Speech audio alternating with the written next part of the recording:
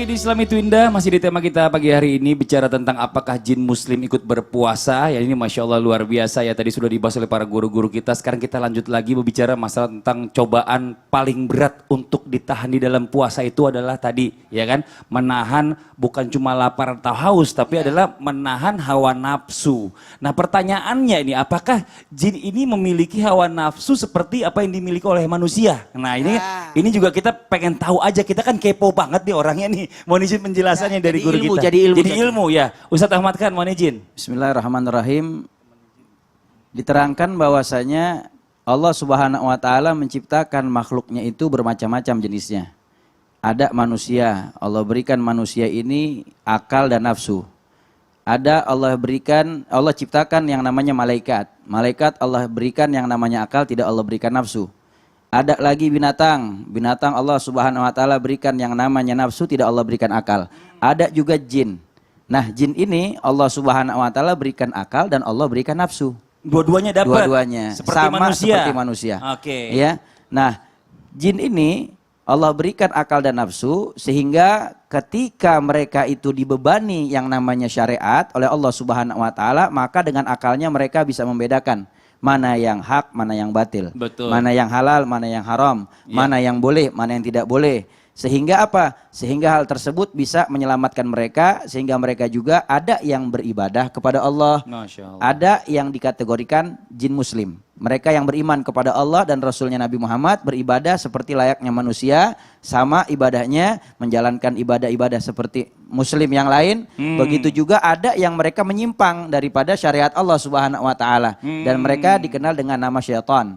Nah, mereka ini adalah jin-jin kafir yang mereka justru malah bukan cuman merekanya rusak, tetapi mereka juga mengajak manusia untuk rusak dan sesat dari ajaran Allah Subhanahu wa taala. Mengajak golongan jin juga yang lain untuk sesat mengajak juga golongan jin-jin yang lain untuk sesat. Nah, jadi Allah berikan kepada jin ini akal, tujuannya untuk membedakan yang hak dan yang batil sehingga mereka bisa mengikuti yang hak dan menjauhi yang batil. Tetapi mereka juga diberikan yang namanya nafsu. Betul. Tujuannya apa? Sebagai ujian buat mereka, sebagai godaan buat diri mereka agar mereka bisa menjaga nafsu mereka dari hal-hal yang dilarang dan tidak dibolehkan oleh Allah Subhanahu wa taala. Nah, ini perlu kita ketahui bahwasanya tadi seperti apa yang dikatakan oleh Ustadz Syam, bahwasanya di dalam Al-Qur'an Allah katakan jin itu memang pada dasarnya Allah ciptakan fitrahnya itu tersembunyi.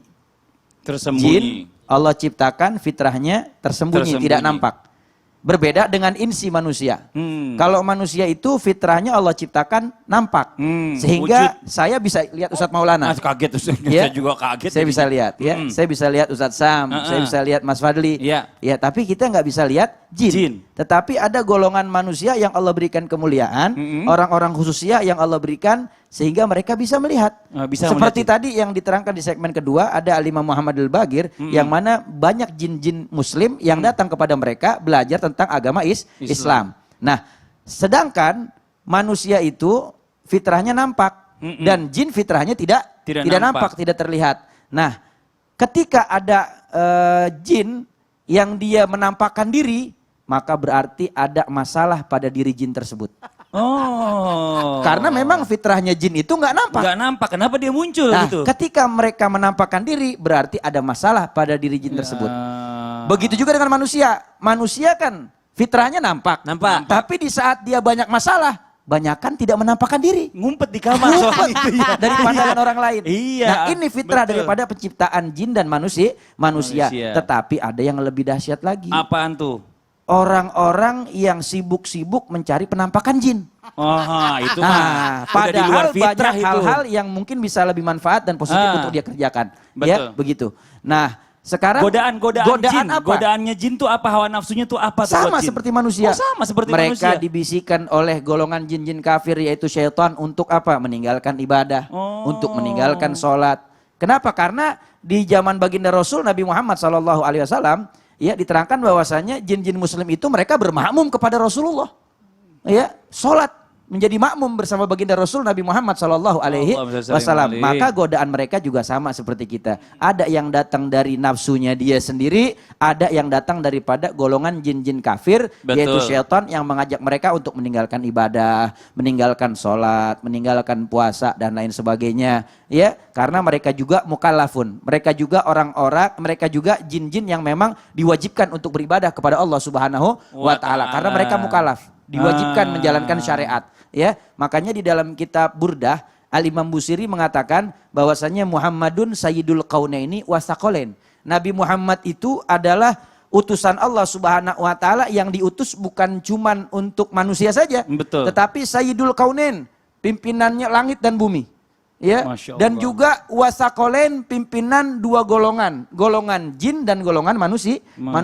Jadi Rasulullah diutus juga kepada golongan manusia dan diutus juga kepada golongan jin. Jadi ini Masya Allah. Jadi kita bicara masalah tadi tentang di awal ya, apakah jin punya hawa nafsu? Ternyata jin memiliki hawa nafsu juga yang harus ditahan selama bulan Ramadan ini.